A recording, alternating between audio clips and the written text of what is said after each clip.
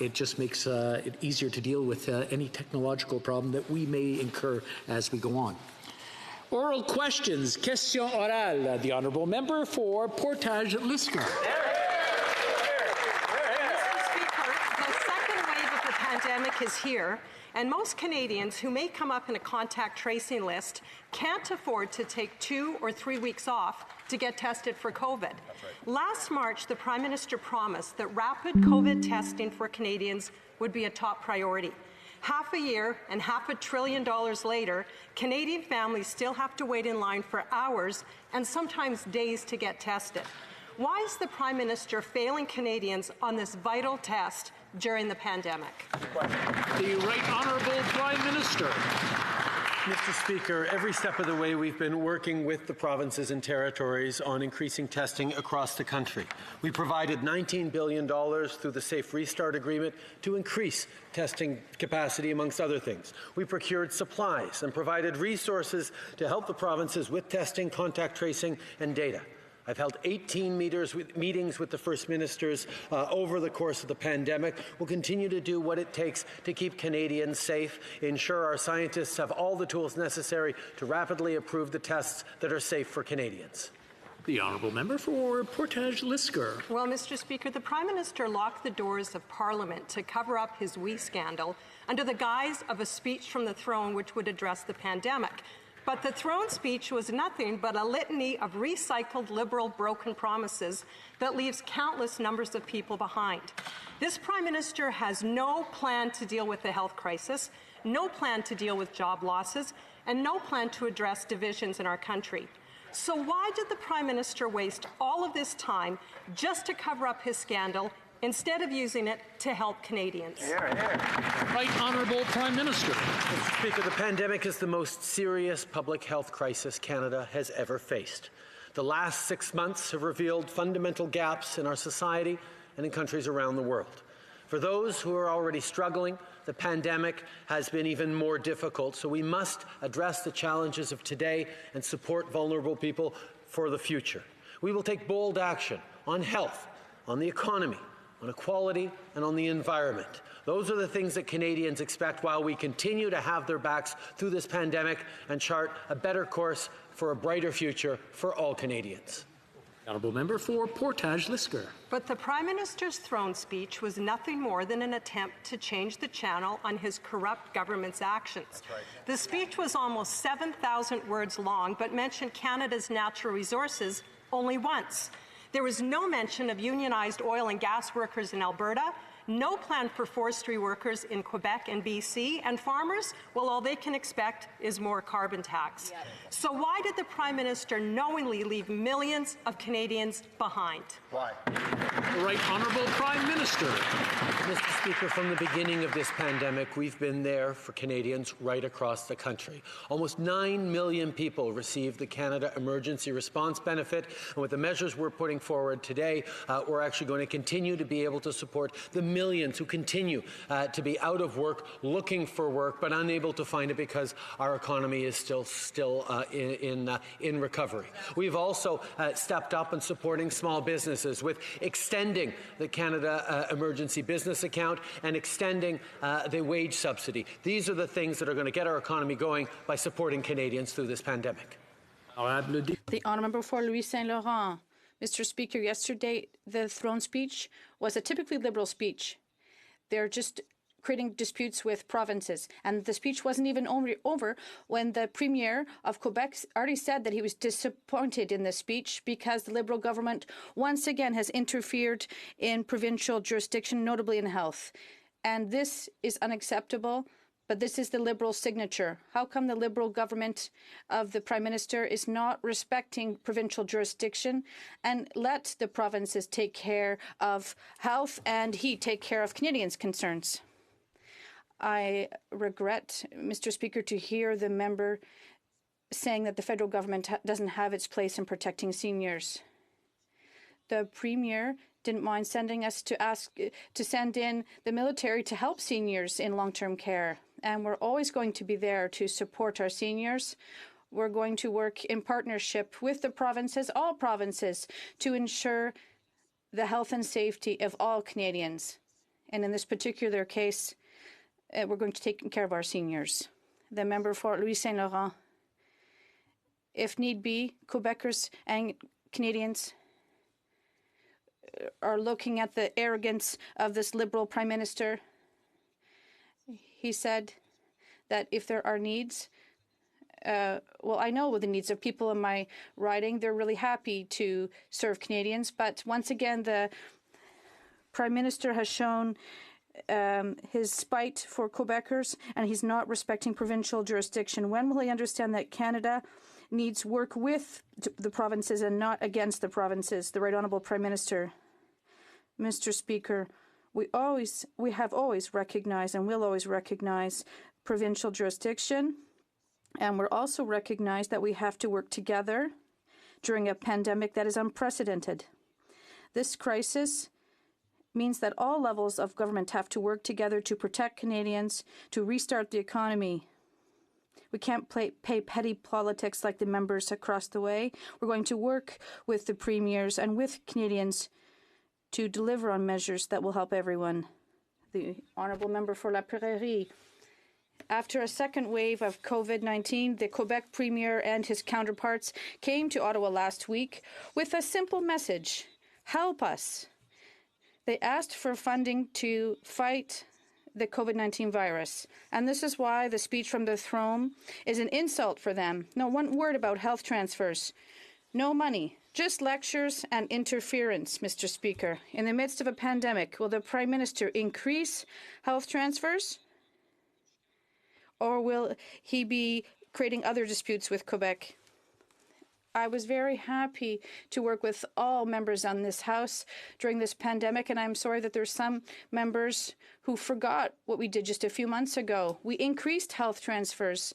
We're already talking about $40 billion a year, and $2 billion was given at the beginning of this pandemic, and once again, we're talking about $19 billion that we're sending to the provinces to ensure a safe restart. And I also committed directly with the Premier and other. Yes, I said we're going to talk about health transfers to ensure that Canada can properly serve its citizens. The Honourable Member for La Prairie. The Deputy PM explained that her government is refusing to increase health transfers in the throne speech because the government must justify the reasons for its spending to Canadians. The reason for this spending, Mr. Speaker, is it COVID-19? This is the worst pandemic of our century. We're talking about 5,800 deaths in Quebec. Does the government realize that we're in the midst of a second wave and increase health transfers? The Right Honourable Prime Minister. Mr. Speaker, we increased health transfers by $500 million right from the onset of this pandemic, and throughout. We also sent $19 billion to provinces for a safe restart. We've sent $2 billion directly to help children to go back to school, and we're going to continue to be there to work with the provinces to help Canadians to stay healthy and to restart our economy, whether it's with CERB that will now be transferred to the EI. We're going to continue to be there for Canadians. The Honourable Member for Burnaby Sud. Thank you very much, Mr. Speaker. People are worried. Numbers are rising, and we are clearly facing a second wave of COVID-19. But at the same time, the Prime Minister didn't really give us a plan. What is the plan for more COVID testing? What's the plan for our seniors in long-term care homes? What is the plan to make sure that it's not everyday Canadians that are paying the cost of this recovery, but companies that made big profits during this company that pay the price? The Right Honourable Prime Minister, I'm very happy to highlight how we do have an approach that will first and foremost recognize that we are in the midst of a pandemic still and that it's ongoing and people still need help. And that is why we're going to continue to work with the provinces to accelerate the testing process and to make sure that everyone has access to testing. We're going to be there to help our seniors because we've always committed to do so. We're going to help our young people. We're going to help families with the ongoing support for families through EI. And we're going to support our small companies with measures to spur the economic recovery. We're going to continue to be there for them. Thank you very much, Mr. Speaker. We are in the midst of a second wave. There are numbers increasing and people are deeply worried. But the Prime Minister still hasn't laid out clear plans for some of the most concerning parts of this pandemic. What is the plan to make sure people have access to testing? What's the plan to make sure our seniors are no longer bearing the brunt of COVID-19? What's the plan to make sure families who need childcare can get access to it? And what's the plan to make sure, when we get past the second wave, that it isn't everyday families struggling to get by that pay the price, but those who have profited off this pandemic who pay the price for the recovery? Prime Minister. Mr. Speaker, the throne speech delivered by the Governor-General yesterday lays out our approach in all those elements. We're going to be supporting, moving forward, continuing to build on what we've done for childcare, continuing what we're doing on supporting families across the country, making sure that while we're dealing with this health crisis, we are there to continue to have Canadians' backs. The plan we laid out is a bold one that touches on the economy, the environment, health and safety, and the questions of fairness and the barriers facing too many Canadians still. We will continue to work together to deliver for Canadians. Honourable member for Calgary Nose Hill. Thank you, Mr. Speaker. Earlier this year, Tokyo Airport started using rapid COVID-19 tests. And these are different tests than the Prime Minister outlined this morning that take hours to get and days to receive the results. They're different. So when the Health Minister found out that this technology was available, why didn't she pull her officials into the office and say, when is this review going to be done? When is this going to be available to Canadians? So the question, very bluntly, is this. On what day will the COVID-19 rapid test reviews be complete?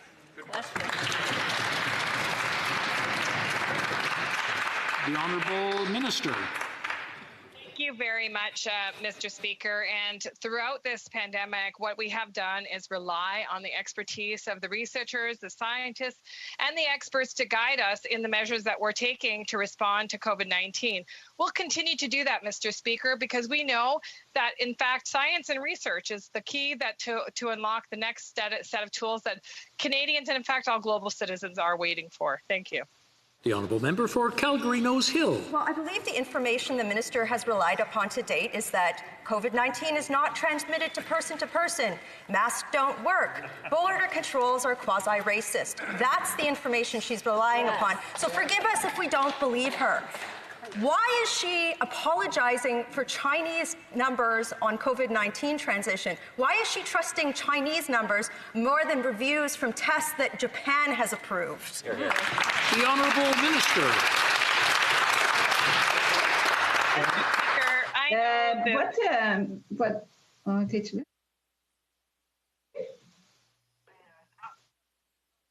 Seem to have had a technical difficulty. I want to make sure everybody's got their mute on, and we'll ask the Minister of Health to start her answer. The Honourable Minister of Health. Well, thank you very much, Mr. Speaker. And as the member opposite may realize, science evolves. And in fact, when COVID-19 first arrived on the global stage, not a lot was known about the virus. And every step of the way, we've worked with researchers, scientists, and the excellent public health officers across the country to ensure that our response meets the new understandings as they evolve. Mr. Speaker, this is a dynamic situation. Of course, our advice will change as the science changes around the coronavirus. I'm proud of the medical community and the hardworking research community. The Honourable Member for Lakeland. But it's been half a year and other developed countries have got it done. And Mr. Speaker, apparently elite billionaires on private jets get special treatment when they fly into Canada. When Canadians found that out last week, the Public Safety Minister actually claimed he didn't know about it. So let's get this straight. In the middle of a pandemic that has locked down our country and almost shut down our economy, the Liberals don't know who or how many are receiving exemptions from the 14-day mandatory quarantine at the border? Minister of Public Safety. Thank you very much, Mr. Speaker. And I'd like to take the opportunity to point out that the reporting on this incident was false, and unfortunately, the member opposite may not have heard that there were no national interest exemptions issued in this case. The decision was made by a border service officer based on the information that he was provided at the time of entry for those two individuals. And the information that was provided, unfortunately, was not sufficient to allow entry. We've acknowledged that the border officer in that case made a mistake and those people should not have been admitted. And I've spoken to the head of CPSA, and it won't happen again. Honourable member for Lakeland. For more than 6 months ago, Conservatives said the Liberals should shut down the border to block the virus and save Canadian lives. But now the minister is actually admitting that after they dithered and delayed and did it anyway, now they actually don't have control, or he's pretending they don't. And the Liberals gave a pass to hundreds of rich, connected travelers. But the minister personally rejected the fiancé of a Canadian who's sick with cancer. Quite the double standard. Meanwhile, everyday Canadians, businesses and families still face uncertainty at the border. So how many more elite billionaires are getting special treatment? The minister. I'll point out again that no elite billionaires were given special treatment, and they will not receive special treatment. The rules that have been put in place to maintain the integrity of our borders and the safety of Canadians are clear and enforced by our border service officers. We also have a process in place to deal with those cases of compassion so that we can determine whether or not they are necessary for entry and that it can be done safely. We'll work with our public health authorities and with the provincial public health authorities. Mr. Speaker, our first priority will always be the protection, health and safety of Canadians. Le député. The honourable for Charlebourg-Saint-Charles. Mr. Speaker, the Prime Minister promised Canadians that we'd have a transparent government, but now we've seen that he would not fulfill this promise. The proof: the media released news that there was a flagrant conflict of interest in terms of COVID-19. When will the Prime Minister make this information public? He knew this, but he was hiding it from Canadians. Why? The Honourable Minister.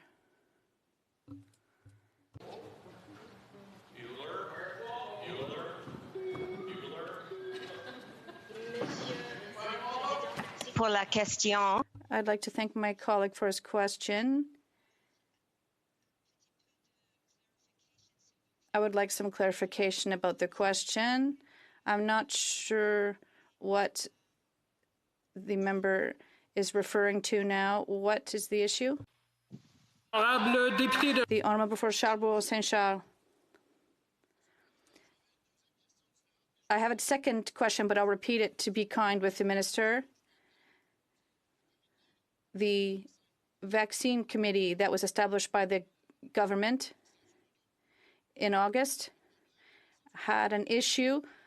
There were people on the committee that had potential conflicts of interest that were dangerous, but people weren't aware of this. And CBC Radio Canada broke that news. And how come we had to hear this from the media? Why was this information hidden from Canadians? Mr. Speaker, Monsieur le Président. Mr. Speaker, I'd like to thank my colleague for his question. Value the work of top scientific and industry experts. We very much also focus on evidence-based, science-based decisions, and there is a robust conflict of interest process in place. There's also an online registry of declared interest with respects to the task force the member opposite is alluding to. The Honourable Member for Montcalm. Mr. Speaker, the PM says he's basing his decision on science. Well, all scientists have told us that chronic underfunding for decades has weakened our health system. We saw this in long-term care. You can't prepare for an unforeseen situation like COVID-19 when systematic federal cuts meant we haven't had the means to take care of our people. The federal government used to pay 50 cents for every dollar. Now it pays 22 cents. Rather than giving lessons, will the government finally increase health transfers? The Honourable Minister.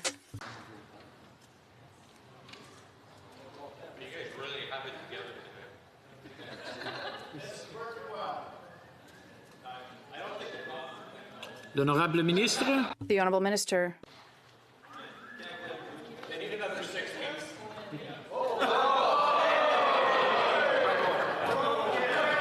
Monsieur le Président. Mr. Speaker, As the Prime Minister said a bit earlier, there were health transfers for provinces right from the beginning. There was $500 million in other funds that followed after. And the Canadian government was there when the provinces needed our support, and we're going to continue to be so. This is teamwork across the country to fight COVID-19. The Honourable Member for Montcalm. Mr. Speaker, our healthcare personnel hasn't recovered yet from the first wave of COVID, and now the second wave has begun. Our guardian angels, what they need is for the federal government to keep its word and transfer the necessary funds to Quebec for them to take care of their people. And what they read in their throne speech is that we're going to tell you how to do your job. When will the federal government get on the same page as everyone else and increase health transfers recurringly? The Honourable Minister. Mr. Speaker, my Bloc colleague seems to be telling us that seniors, well, they're a question of jurisdiction.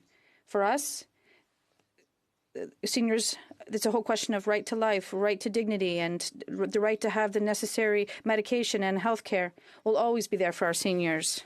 The Honourable Member for Joliette. Thank you, Mr. Speaker. Can the Leader of the Government, well, they've been cutting health transfers for 25 years, and we weren't able to properly deal with the situation of our seniors in long-term care, and they have to be responsible for that situation. And now the Premier of Quebec said about the Prime Minister today that instead of talking about increasing health transfers to the provinces, he's telling us that he's going to interfere in long-term care, in family medicine, interfere in mental health, and tell us how to do things. Listen, this is somewhat insulting. End of quote. What is this government saying to the Premier of Quebec in response? The Honourable Minister. Once again, Mr. Speaker, for the Bloc, when we talk about seniors, it's a constitutional dispute, but we're talking about being human. The people who have suffered most during this pandemic are seniors. So every time when we rise on this side of the House, when we talk about seniors, we're going to talk about a right to life, right to dignity, right to medication, and right to quality health care. For Edmonton Centre. Mr. Speaker, Canadians were told last year that they need to ban single-use plastics. We started packing our groceries in reusable bags and using our reusable cups for morning coffee runs. Then the pandemic hits and the government says stop. The Chemistry Industry Association said, we feel that now more than ever, we must ensure that new regulatory measures will continue to contribute to and not detract from Canada's much-needed economic recovery. How many workers making products that healthcare workers need will lose their jobs? The Honourable Minister. Thank you, Mr. Speaker. The government has made a commitment to address the issue of plastic pollution. One part of that involves a ban on harmful single-use plastics, but the bulk of the strategy, actually working in tandem with provinces and territories across the country, involves additional recycling, simplification of product design, and a whole range of other measures. It's important for us to ensure that we are addressing the issue of plastic pollution. We will do so in a thoughtful way and are working very closely with the provinces and territories to do that. The Honourable Member for Edmonton Centre. Mr. Speaker, if this year showed us anything, is that we need single-use plastic products like masks, gloves, and other PPE. Yesterday, the Chemistry Industries Association said, instead of pursuing go-alone policies like the federal government's plan to ban certain plastic products, Canada should commit to a reimagination of recycling and repurposing of plastics and maximize their lifespan and value. Why is this government attacking an industry that makes products critical to our COVID-19 response instead of working with industry to make them sustainable? The Honourable Minister of the Environment. Thank you, Mr. Speaker. The honourable colleague, I would direct him to some of the information that's actually on the web. This is exactly what we are doing, is working to ensure that recycling happens, that it actually happens at a much elevated rate to what it normally is. We're working very actively with the governments of the provinces and territories across this country, including the governments in Western Canada, on this issue. And in fact, with respect to PPE, that was a direct issue that was on the agenda of Canadian Council of Environment Ministers that was chaired by the province of Saskatchewan. There is an initiative underway between the federal government and the provinces and territories to look at how we better either replace some of those products or to get them into the recycling stream. It is an important issue, and we are working hard. The Honourable Member for Central Okanagan, Similkameen Nicola. Mr. Speaker, yesterday we saw a throne speech heavy on rhetoric, light on details. A representative from Clean Energy Fuels said that the throne speech had a bunch of promises, but without any action as usual. With feedback like this, the government expects us to believe they will beat the 2030 targets they're not even close to being on pace to meeting. Now, they promised to plant 2 billion trees, and so far, how many have they planted? 0. Why should Canadians trust a government that makes such lofty statements but can't even plant a single tree? The Honourable Minister. Thank you, Mr. Speaker. As the honourable member knows, a throne speech is a statement of intent and priorities, and what he would have found if he had read the third chapter in the throne speech is a commitment to immediately bring forward a plan which will allow Canadians visibility on how we will not only meet, but we will exceed the 2030 targets. I look forward to bringing that plan forward in the coming weeks and months. The honourable member for Vancouver East. The Liberals created the housing crisis in 1993 by cancelling the National Affordable Housing Program. And the crisis has only gotten worse with the pandemic. Van East has the largest homeless encampment in the country. Re-announcing the 3,000 housing units is not good enough when 235,000 Canadians face homelessness each year. The ongoing failure to have an Indigenous-led urban, rural, and northern housing strategy is shameful. The all talk, no action approach is not worth the paper it's written on without meaningful action. Will the Prime Minister adopt the Recovery for All 6-point plan to end the housing crisis? The Honourable Minister. Mr. Speaker, it is very unfortunate that the member opposite chooses to ignore the groundbreaking announcement that we made just prior to the throne speech, the Rapid Housing Initiative that will build 3,000 additional permanent and affordable housing units all across the country, targeting Canadians who are on the street and those who are at risk of being homeless, in addition to populations at risk such as women and children fleeing domestic violence. This, in addition to other aspects of the National Housing Strategy, bring us to close to $56 billion. The Honourable Member for Vancouver Kingsway. Mr. Speaker, yesterday, once again, the Liberals repeated their promise of national pharmacare. They claim they're paving the way to universal pharmacare for Canadians, but they refuse to commit to public delivery and fail to set out any timeline for action. Mr. Speaker, Liberals have been paving the way for decades. Canadians deserve something concrete. Will this government finally commit to public pharmacare and tell Canadians when they can get this overdue essential medical service? The Honourable Minister. Thank you very much, Mr. Speaker. I agree with the member opposite that no Canadian should have to choose between paying for prescriptions and putting food on the table, and that's why we've done more than any government in a generation to lower drug prices, including new rules on patented drugs, saving Canadians over $13 billion. But now it's time for the hard work to sit down with provinces and territories and commit to working all together to ensure that all Canadians can access affordable medication. The Honourable Member for Malpeque. Mr. Speaker, a year ago at this time, I walked through the PEI National Park in the Cavendish area to witness the damage from post-tropical storm Dorian that happened on September 7th and 8th. And the damage was shocking. 14 feet of erosion along Cavendish Beach on the shoreline. And in Cavendish Campground, 80% of the trees destroyed and the campsites themselves annihilated. My question to the Minister is, what is the government doing to rehabilitate that campground and the PEI National Park, and when are they going to get to it? The Honourable Minister of the Environment. Thanks very much for the question. Certainly issues associated with damage to national parks are an important priority for the government. We are working through the issues associated with this particular park and the damage that was caused, and we will certainly be coming back to the Honourable Member. The Honourable Member for West Nova. Mr. Speaker, it's now been a week that tensions have been high in the normally quiet Acadian community of Clare, where local fishers are concerned about a fishery taking place during a sensitive time for the lobster biomass. After many questions asked and discussions on this crisis with the Minister of Fisheries, why has she failed to take any action? Honourable Minister. Thank you, Mr. Speaker. Mr. Speaker, My number one priority right now with regards to the tensions in southwest Nova Scotia is to make sure that we're ensuring the safety of all of the people that are in the area. We know that the best path forward is through a constructive, respectful dialogue with First Nations as well as with industry members from Nova Scotia. I have been meeting with the chiefs from Nova Scotia as well as with industry representatives. We're continuing to have those dialogues, and we will make sure that we find the path forward to make sure that First Nations treaty rights are implemented. Thank you, Mr. Speaker. The honourable member for West Nova. Mr. Speaker, the Minister of Fisheries is the only person that can bring this crisis to an end.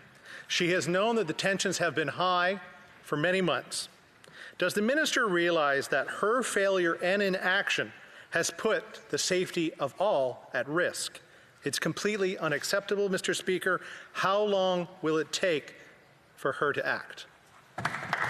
The Honourable Minister. Thank you, Mr. Speaker. Mr. Speaker, we do believe that the path forward is to make sure that we're having respectful and collaborative dialogue with the parties involved. My number one priority is making sure that people are safe, that we're lowering tensions. We have to work together towards a solution to the impasse. That's what we are doing now. This is a very long-standing and a deeply personal issue to many, many people. We're going to work with the First Nations as well as with industry to make sure that we find that path forward. Thank you, Mr. Speaker. L'honorable député de Mégantic-l'Érable. The honourable member for Mégantic-l'Érable. Mr. Speaker, disappointing, without content, without rigor, these are the reactions that greeted the throne speech. After the first wave of COVID-19, the Liberals seem not to have learned anything. The Quebec Chamber of Commerce has stated that we need more than a disconnected patchwork. People are concerned. Why are the Liberals allowing this virus to cause even more damage to the personal and economic health of all Canadians? Honorable Ministre.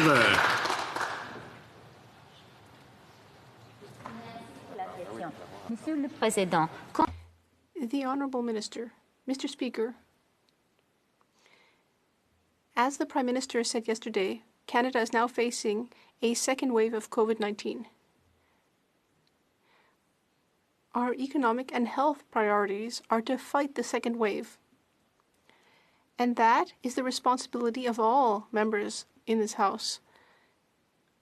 I also want to underline that it is also the responsibility of each and every Canadian.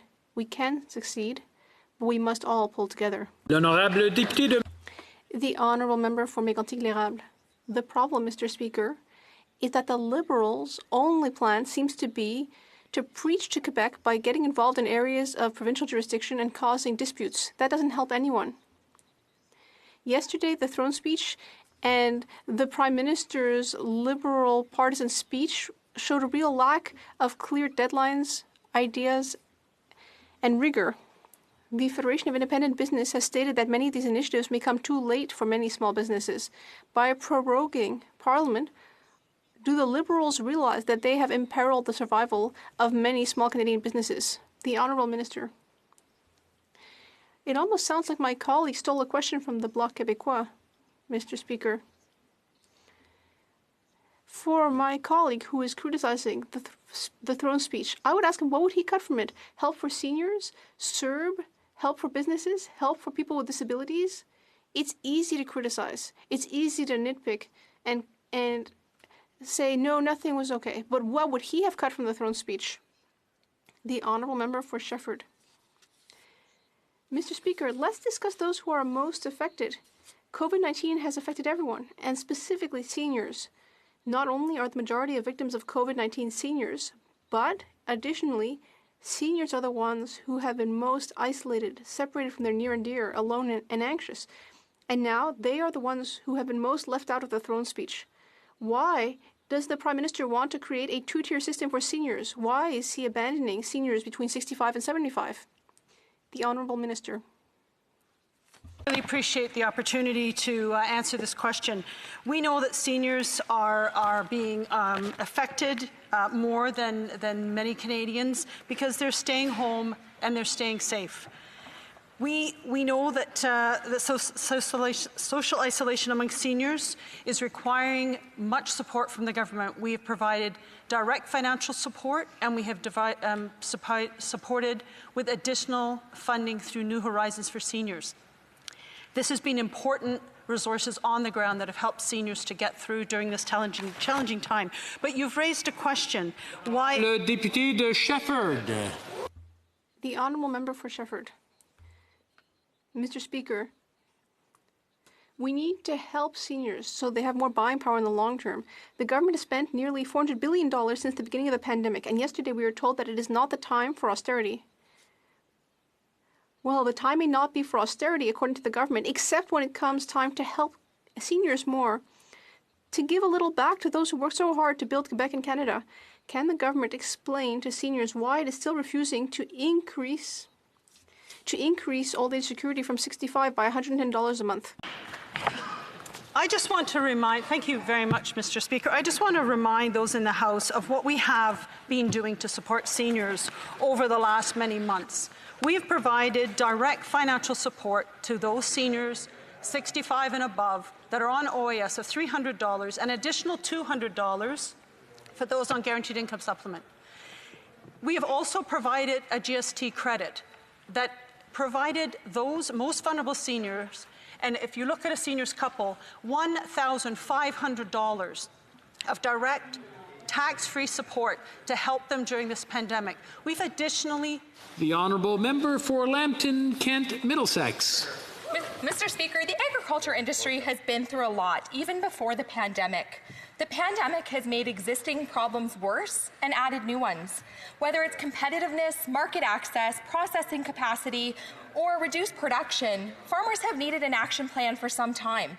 Yesterday, we got the same platitudes and vague promises that we've seen for years from this Liberal government. When will this government finally back up their promises with meaningful actions? Honourable Minister. Thank you, Mr. Speaker. And I would like to thank our farmers because they've been working extremely hard, the farmers, the ranchers, and the food workers as well. And this is because of their hard work that we were able to have good food on our plates during the crisis. And we're there for them, and we will continue to be there for them. We have put significant additional money to support them. I'm just thinking about the $77.5 million for our processors. The $50 million that we've put, it was for to give $1,500. Honourable member for Lambton, Kent, Middlesex. Mr. Speaker, farmers take pride in being stewards of their land, ensuring it's sustainable for generations to come while lowering carbon emissions. While their campaign speech yesterday recognized these efforts, the Liberals' words still don't match their actions.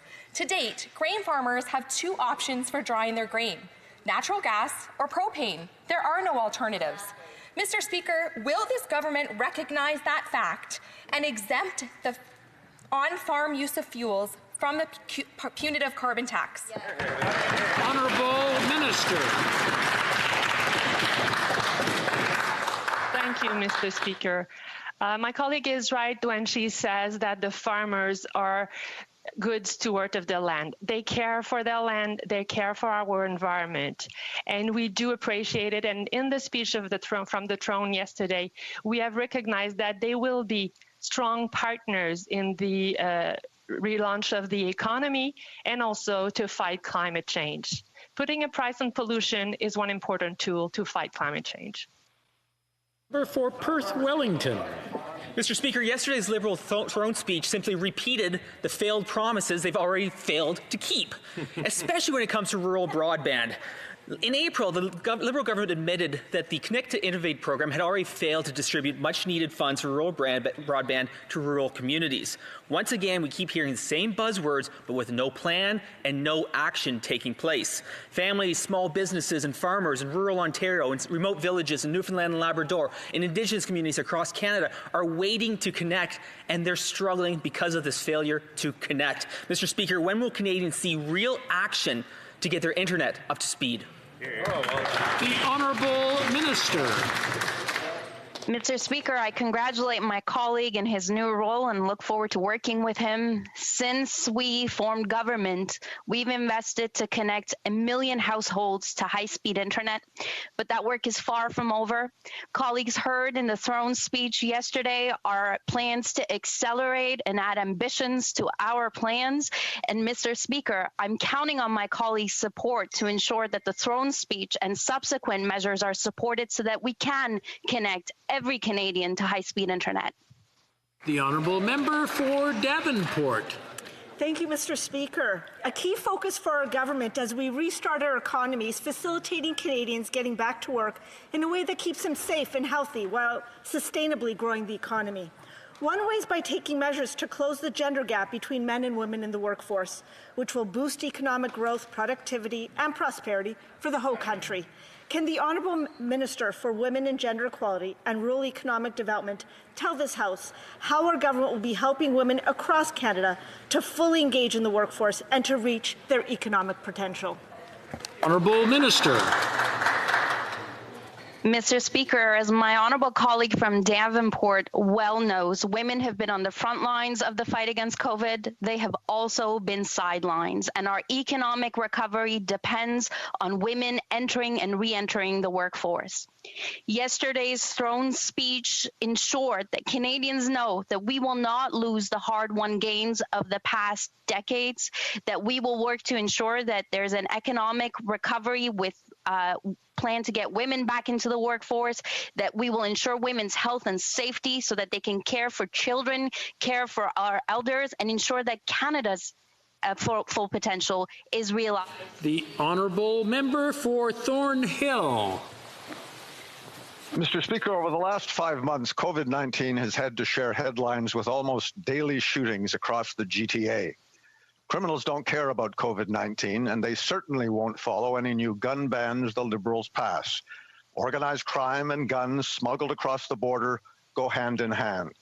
So, Mr. Speaker, when will the government finally realize that the solution is not going after law-abiding gun owners in small towns, but smuggled guns and organized crime? The Honourable Minister.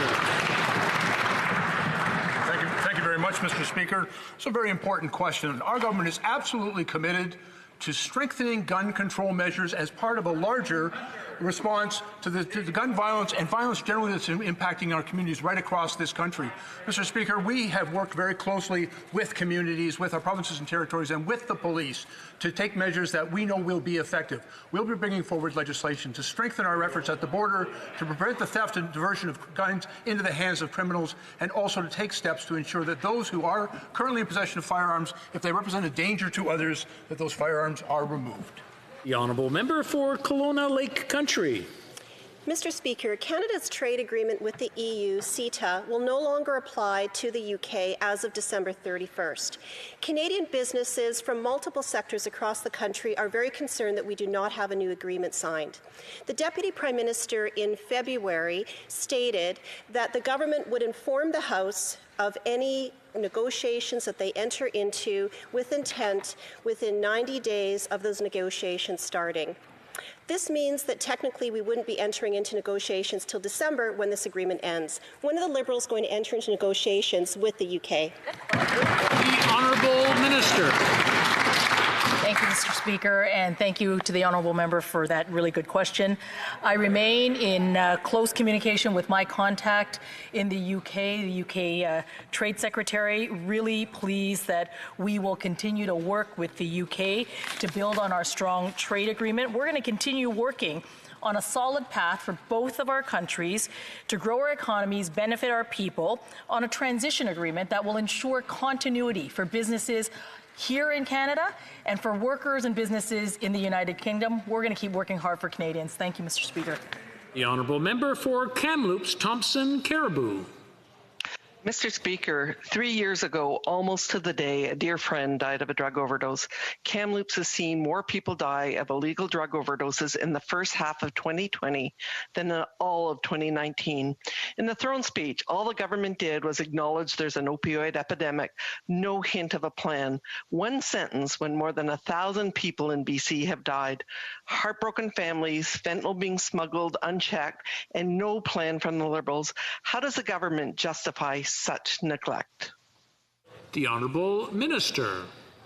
Thank you, Mr. Speaker. And as the member opposite might realize, in fact, this government has done more than any previous government to meet substance users where they're at by making sure that there's easier access to medications like Suboxone and methadone, working with provinces and territories to make sure that there are overdose prevention sites, supporting community-based projects through substance use and addictions programs for treatment, safer supply programs. Mr. Speaker, we are tirelessly working with provinces and communities to ensure that people who use substances have treatments that work for them. L'honorable député de Saint-Laurent. The honourable member for Saint-Laurent. Mr. Speaker, Canadian manufacturers from coast to coast to coast have responded remarkably to COVID-19 by retooling their on-the-ground operations to help produce personal protective equipment that we need so badly. One example is the maker of yoga jeans in my riding, who is now producing hospital gowns for healthcare workers. Could the minister tell Canadians about the historic efforts in industrial mobilization supported by our government's Made in Canada initiative? The Honourable Minister. Mr. Speaker, I'd like to thank the member for Saint-Laurent for her question, as well as her hard work. Thanks to our Made in Canada project, we are supporting Canadian businesses, including the business mentioned by my colleague, so that our first-line workers have the equipment they need to take care of Canadians. Together, we will continue to make progress to better protect Canadians' health and safety. The Honourable Member for Victoria. Mr. Speaker, last week, as students went back to school in Victoria, teachers were told to open the windows to help prevent the spread of COVID-19. But they had to close the windows because of the smoke from the climate fires. This federal government has missed every single climate target that they set. And they're on track to even miss Stephen Harper's weak targets. Parents and young people are understandably worried. They want real climate action. When will this government deliver more than empty words and broken promises to address the climate crisis? The Honourable Minister of the Environment. Thank you, Mr. Speaker. I think the wildfires in the United States and the attendant smoke that existed in British Columbia are a sign of things to come if we do not aggressively address the climate issue. This government developed the Pan-Canadian Framework, which identified over 225 megatons of reductions during first term in office. It is the first real climate plan this country has ever had. In the throne speech yesterday, we reiterated our commitment to bringing forward an enhanced climate plan that will provide transparency about how this government will not only meet but exceed our 2030 targets, and we intend to do that in the very near term. The Honourable Member for Saanich Gulf Islands. Thank you, Mr. Speaker. I rise to raise an urgent question. A number of years ago in the Cohen Commission, it was set for September 30th, 2020, it seemed a long time in the future, for the Minister of Fisheries to act to protect the wild BC salmon from the terrible impacts of what are sometimes called fish farms, but which are more accurately described as toxic fish factories. September 30th, the deadline looms. At the same time, Pacific salmon is in a desperate state of crisis throughout all its ecosystems. But will the minister commit to act to shut down the open pen toxic fish factories September 30th? The Honourable Minister. Thank you, Mr. Speaker. Mr. Speaker, my department is absolutely committed to the conservation and protection of the wild Pacific salmon. That's why my department's policy and decision-making potential, we look at the potential risk, and we heavily rely on sound peer-reviewed science in order to make our decisions. To date, the department has 8 of the 9 risk assessments completed. We know that there's still 1 more to be finished up, and I will have more to say on this in the coming days. Thank you, Mr. Speaker. And that's all the time we have today for question period.